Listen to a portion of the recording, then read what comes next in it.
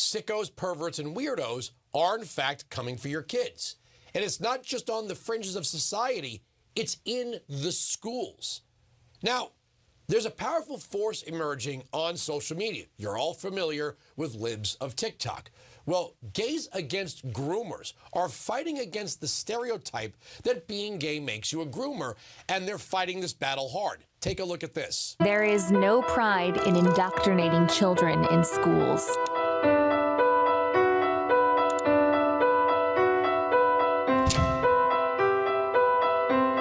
There is no pride in stripping parents of their right to protect their children.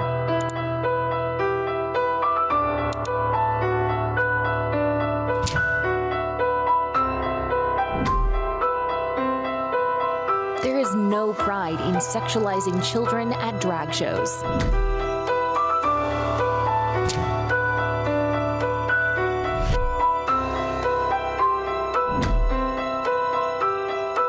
There is no pride in mutilating and sterilizing children in the name of gender-affirming care.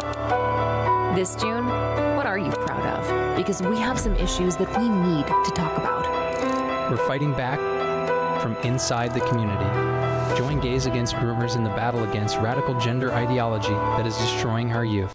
My next guest is the president of the American Principles Project, Terry Schilling. Welcome back to the program. Give me your take on that. I mean, look, there's a place here where Christians and these people are intersecting for the right reason. No, that's exactly right. And it's all about protecting our kids, right? That's always been the dividing line between the LGBT movement and the weirdos, right? There has always been a group of people in this country that want to talk to kids about really crazy sexual stuff. It's been happening in our schools for a few decades now. It started in the 90s. But these people believe that kids are sexual from birth. And they have taken over basically every institution, including the American Academy of Pediatrics. This is a nightmare. It's totally disgusting. And I'm really glad that there are more groups joining us in this fight against all this grooming nonsense. Let's see if I can impress you with this one, Terry. I have been able to fuse this with abortion. Are you ready how I can do that? Here we go.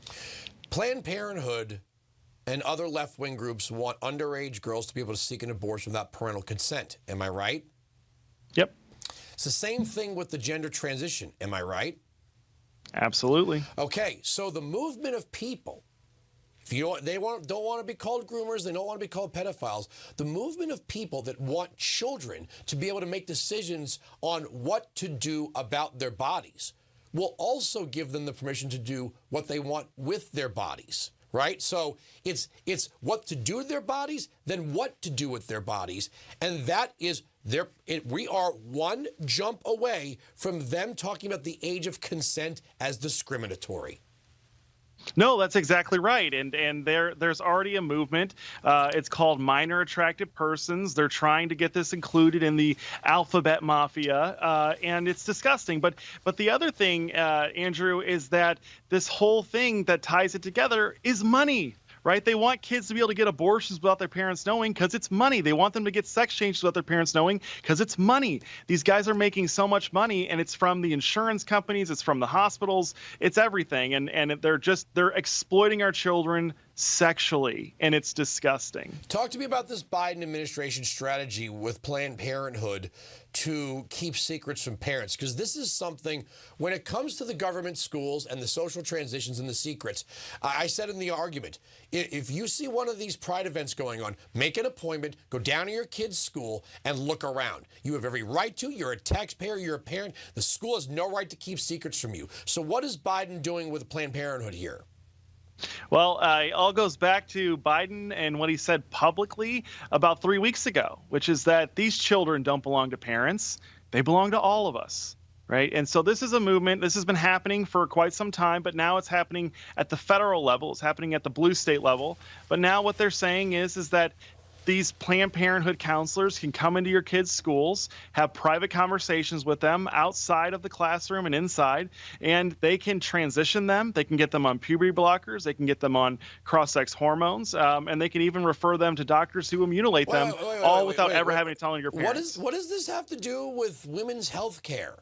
Or is that what they're now calling women's health care? I thought Planned Parenthood, they try to convince us that abortion is just this teeny teeny percentage of what it is they do. It's the cornerstone of their business model. What does this have to do with it? Well, a lot of people believe that, Margaret Sanger was a eugenicist. And for those of you guys that don't know, Margaret Sanger is the founder of Planned Parenthood. It's a population control organization. It's not about helping kids with their crisis pregnancies or helping people plan their parenthood. It's about eliminating parenthood. They want to sterilize your kids. They want to kill the ones that they weren't able to prevent through sterilization and contraception. It's a money-making industry that's, practicing eugenics. They open up these Planned Parenthoods mostly in poor black neighborhoods, right? They're going after poor black babies. That's the number one target for Planned Parenthood. Everyone knows it in the movement, but the general public doesn't, because the corporate media that we have to put up with in and day out, they never tell people the truth. And the truth is that this is a eugenic movement. It's a population control movement. They want to eliminate parenthood, not plan it. My friend Kurt Schlichter coined the phrase militant normals.